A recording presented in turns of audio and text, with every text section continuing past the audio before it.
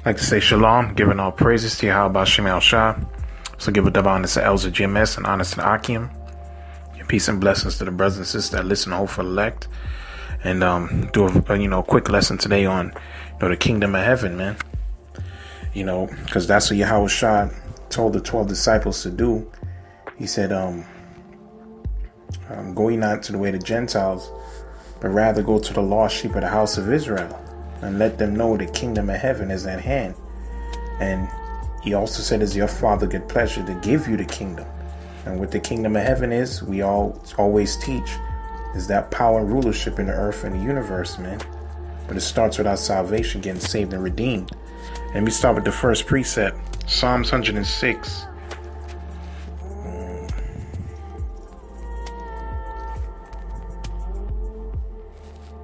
Psalms 106.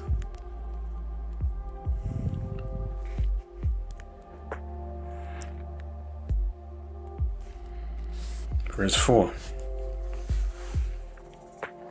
He said, remember me, O Yahawashi, with the favor that thou bearest unto thy people. O visit me with thy salvation. And it's King David talking in the spirit, man. Because, he knew through the spirit. A lot of things he said in the spirit. You see, because we weren't in captivity at that time. So this is a prophecy, man. Oh, visit me with thy salvation. Who is our salvation? Yahawashi. Okay, which our life is going to make a complete 180 when the Son of the Most High come back, man. That I may see the good of thy chosen. Who is the chosen? Okay, the Christian world don't know. Islam, you idiots don't know. The chosen is the Israelites, man. It was always the Israelites. The chosen ain't no other group of people, man. The Most High only has one peculiar treasure, and that's his people, the children of Israel, that he made a covenant with. And that's an everlasting covenant. He said that in Genesis, the 17th chapter. Between Isaac and Ishmael, he said, I'm making everlasting covenant with Isaac. And the blessing went to Jacob, where all the 12 tribes, the prophets and the teachers and the apostles came through that bloodline. All right. That I may rejoice in the gladness of thy nation, that I may glory with thine inheritance, man. Which is when we obtain the planet Earth. Again, man, that's our inheritance. Okay. Scripture says the world was created for our sake. And to prove that, let me read 2nd Ezra, the 7th chapter, which is the main chapter of the lesson, man. The 2nd Ezra, chapter 7, I'm going to read 1 to 10. Ezra saw heavy visions and a lot, he was in the spirit of, he wanted these things to happen when he was alive, man. And that was over 2,000 plus years ago. That was during the time of the Persian Empire. Ezra's wanted those things to happen back then. And he was like, when? When are these things going to happen, man? Why can't these things happen now? Because he was tired of the suffering. He was tired of the BS. He was tired of seeing Israel at the bottom. And so much the Most High, the love he had for Israel, the Most High had to rebuke him through the angel Uriel. Okay? You can't love, Most High basically asked him, you can't love, the creature over the creator, man. This is my movie and this is how I set it up. That's what we're going to read around. 2nd Ezra 7:1. And when I had made an end of speaking these words, there was sent unto me an angel, the angel Uriel, which had been sent unto me the nights before. And he said unto me, up Ezra's, and hear the words that I come to tell thee. And I said, speak on my power. Then he said unto me, the sea is set in a wide place, that it might be deep and great. But the entrance were narrow and like a river. In order to get to the sea, the entrance is very narrow, man. Okay. You're going to break it down. Who then could go into the sea to look upon it and to rule it? All right. If he not went through the narrow, how could he come into the broad? He's asking him a question. And there's another thing. A city is builded and set upon a broad field. The city that's set upon a broad field, man. And it's full of all good things. The entrance thereof is narrow, and is the city, and is set in a dangerous place to fall. Like as if there was fire on the right hand, and they left a deep water. Okay? So in order to get to this kingdom, man, we have to go through all kind of trials and tribulations. because that's the way the Most High set it up, man. And only one path between them, even between the fire and the water, so small that they could only one man go there at once. If the city were now given unto a man for inheritance, if he never shall pass through the danger set before it, how should he receive this inheritance? So you have to go through the dangers, man. You have to go through the trials. You have to go through the temptations. We had to go through captivity, man. We had to overcome this captivity, man, through the blood of Yahawashi. Okay, like Paul said, there had to be a falling away first. Okay, and then the Most High was going to wake his people up after those 3 days and a half, which that time is now. And I said, it is so, Lord. Then he said unto me, even so also is Israel's portion, man. Okay, so in order to get to that city, man, which is in a broad field, you got to go through the narrow. You got to go through that dangerous place where you can fall on the right or the left. That's what the scripture says. Many are called, but only a few are chosen. So we're praying to be a part of that chosen. And the way you be a part of that chosen is remaining diligent, man, and having faith, man. But get another precept where King David says, Psalms 85, verse 1.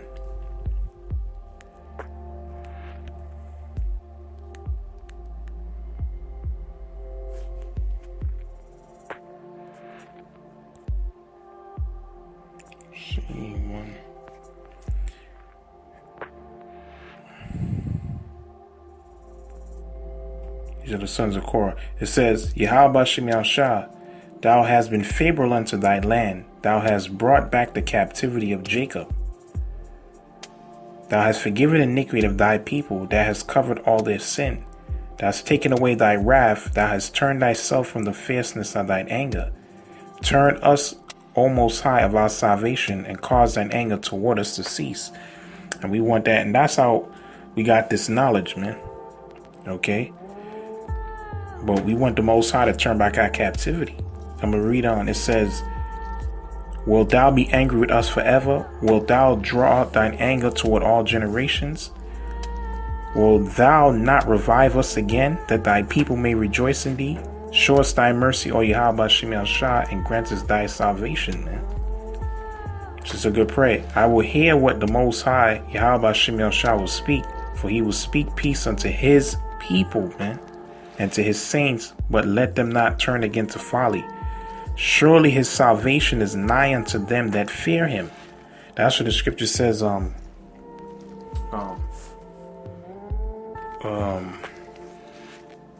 It's high time to wake up out of sleep, for now is our salvation nearer than when we believed, man. So that's why I said, verse 9, surely his salvation, Yahawashi, is nigh to them that fear him, that glory may dwell in our land. All right. And when the children of Israel go back to the land, when Yahawashi gather us from the four winds of the earth and bring us back again into our own land, all nations going to flow into Jerusalem, man. That's going to be the center of the universe, man. And you other nations, you're going in captivity and slavery. Okay, so we got to work for this thing, man. I'm going to read it, Revelation, the 21st chapter.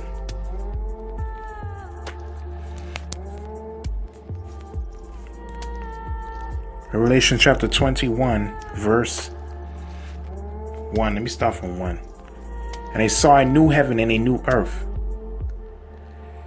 which the scripture says in Ecclesiastes, the first chapter, the earth abideth forever. So this is going into rulership. Just like it says 2 Peter, the third chapter, that the first world passeth away. But you know the world is still here, but that rulership during the time of Noah, that world, that old world, was destroyed, man, by water. Okay, this second this world, or this setup that's underneath the Edomites' rulership, is going to go out with fire. Okay, so I saw a new heaven and a new earth, for the first heaven and the first earth were passed away, and there was no more sea. And I, John, saw the holy city, New Jerusalem, coming down from the Most High out of heaven. We know that New Jerusalem is who? The 144,000. Okay, prepared as a bride for her husband, which is who? Yahawashi. And I heard a great voice out of heaven saying, behold, the tabernacle of the Most High is with men, and he will dwell with them, and they shall be his people. who the Israelites, starting with 144,000. And the Most High himself shall be their God. And the Most High shall wipe away all the tears from their eyes, and they shall be no more deaf, neither sorrow nor crying, neither shall be any more pain, for the former things are passed away. And why wouldn't you want to work for that, man? That's just crazy how dudes could fall out, man. You know, and our people don't want this, man. They want to remain in the ghetto, remain at the bottom, remain in your prison system, you know, being subject to these Edomites, be underneath your woman's ass. You see what I'm saying? They don't want power and rulership, man. And he that sat upon the throne said, Behold, I'll make all things new. And he said unto me, Write, for these words are true and faithful. And he said unto me, It is done. I am Alpha Omega, the beginning and the end. I will give unto them that is athirst the fountain of the water of life freely, which is this entire book. That's what he told the woman at the well in John the 4th chapter. He that drinketh of this water shall never thirst again. All right. And he that overcometh shall inherit all things. And I will be his God, and he will be my son. Okay, just like Yahawashi overcame, Lord willing, we part of the elect. If we overcome, we going to be called the sons of the Most High, man. Okay, the first fruits, man. The firstborn of many brethren. And scripture said we're going to inherit all things, man. All right, we're going to inherit people. Have you other nations as slaves. We're going to inherit land. We're going to inherit the earth. We're going to inherit planets. Okay, we have eternal glory, eternal salvation. All right, we're going to have everlasting life with new bodies, man. Okay, that's what the Most High promised us, man. But like he said, in order to get to that city, or in order to get to that sea, we got to go through that narrow path, man. We got to go through the straight gate. Okay, which is what we're going through now, man, which the very bitter part is coming, man. Jacob's trouble. Okay, this devil is making all kind of moves to shut this word down and passing his legislation and got all his false flag attacks lined up. Okay, but we got to hold steadfast to the end, man. Read a couple of more precepts. Matthew chapter 24, verse 45. So if you slacking, man, get back on point, man, because Yahawashi ain't playing. Matthew 24, 45. It says, Who is then that faithful and wise servant, whom his Lord hath made ruler over his household, to give them meat in due season? So the faithful servants is going to rule over the Lord's household, man, which is the universe, man. Because Yahawashi said all things was promised to him in heaven and in earth. Okay? The faithful servants is going to taste that, man. I'm going to read the scripture after this. Blessed is that servant whom his Lord, when he cometh, shall find so doing. Doing what? The work. That's why the elders and the apostles push brothers. Obviously, you have to go out on the highways and hedges. That's a must. That's the main part of the ministry. And you have to do sit downs, be charitable, brotherhood, the whole nine, man, in order to be saved. And above all those things is to endure. Okay? As he said, Verily I say unto you, that he shall make him ruler over all his goods, man. All right? So Yahawashi said he's going to make you ruler over all his goods. And what's his goods? Let me read Revelation chapter 3. So we got to remember what we're working for, man. Working for the kingdom of the Most High. This is what this thing is all about, man. Okay? Gaining back that rulership, man. Because Israel, during the time of David, he had to fight constantly with enemies on each side. Even his own people, man. Even his own son, his own household. Solomon got the kingdom, but it was just a taste. And Solomon was still subject to sin. That's why he said all was vanity, man. Okay? Because those riches were left for somebody else. And what he built technically got destroyed anyway. Solomon's temple and all those things, man. Look who's ruling the land of Israel today. Those gutter rats. But when we get into this kingdom, it's never, ever, ever, ever. All right. The scripture says the kingdom is not going to be left for other people, man. It's going to be an everlasting kingdom. Because Yahawashi himself is going to be there, man. That's what he said, Revelation chapter 3. Oh, yeah. And Revelation, the 21st chapter, it gives you how the kingdom going to look like, man. Right? When you read further down Revelation 21, it goes into the different minerals, man. All right.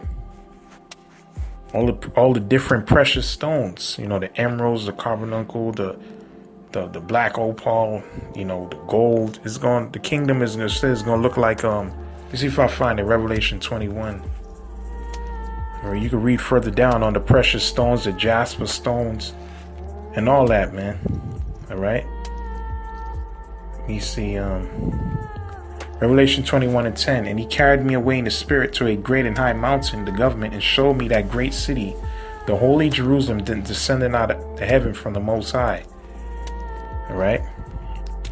Having the glory of the Most High, and her light was like a stone most precious, even like a jasper stone, clear as crystal. Which I was going into us. And he had a wall great and high, and had 12 gates. This is the kingdom now, and the gates 12 angels, and names written thereon, which are the names of the 12 tribes of the children of Israel, the elect men. Your name's going to be written on the walls in the kingdom, man. All right. Let me read on down.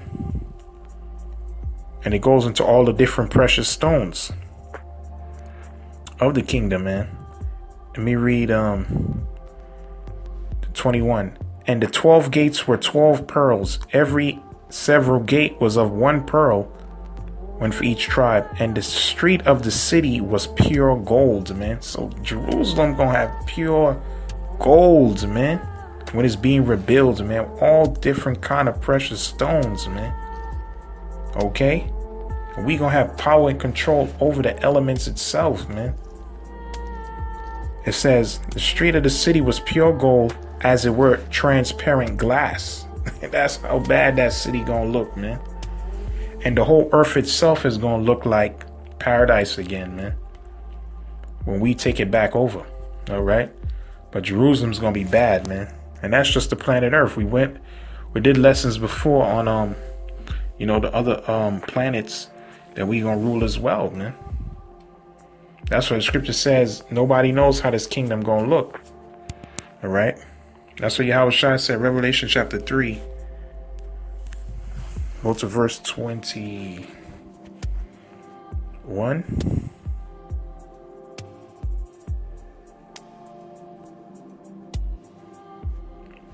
Revelation 3:21. To him that overcometh will I grant to sit with me in my throne, even as I also overcame. So Yahawashi overcame 2,000 years ago.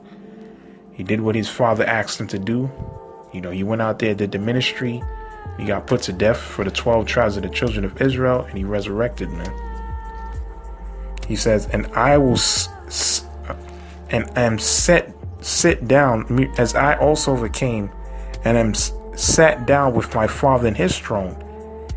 Okay, so the Lord said, if you overcome, you're going to sit with him in his throne. Okay, just like he sat down with his father's throne, man. Okay. That's what scripture says. Let no man take your crown, man. Sit with Yahawashi in his throne, man. The second most powerful entity in the entire universe, man, is going to grant you honor to sit with him. That's far greater than anything you can accomplish in this world, man. Period, man. Okay. So that's what we fighting for. This is not no light thing. Okay. We're promised everything, man, if we endure. That's what he said. I'm going to close it out with this precept. Matthew 25, verse 21.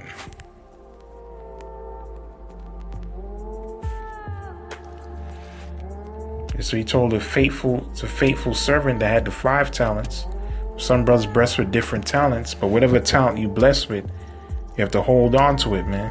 All right. Multiply it through the Spirit. All right. And endure. Matthew 25:21. His Lord's, no, let me see. It's out from 20. Verse 19. After a long time, the Lord of those servants, whose servants, the men that's out there laboring, cometh and reckon with them. And so he that had received 5 talents came and brought other 5 talents. Okay? And we want to be that, man. Whatever talents the Lord give us, we bring forth other talents, man. All right. Your talent means what? Your gift or ability that the Lord gave you. All right. You go out there and multiply it, man. You make use of it. That's why you commanded to go out there and teach, do sit downs, whatever your lot is. You might be a help. You might be good in the garments. You might be good in the video production, whatever the case is. You might be good in speaking different languages. You use your talent. Saying, Lord, thou deliverest unto me 5 talents. Behold, I gain beside them 5 talents more. And it's the point. His Lord said unto him, well done, thou good and faithful servant. Thou hast been faithful over a few things. So at the end of the day, the Most High considers this, light work, man. Even though we complain, about what we go through day to day, to the Most High, this is nothing, man, compared to what he's going to give you, man. Right? Yahawashi said his burden is light. I will make thee ruler over many things. Enter thou into the joy of thy Lord, man. And that's what we're working for, man. To enter into the joy of thy Lord, Yahawashi. So we're going to say, Brakta Yahawah Yahawashi. Hopefully he give us the strength and more wisdom, knowledge, and understanding to endure to the latter end. With that, I'm going to say, Shalom.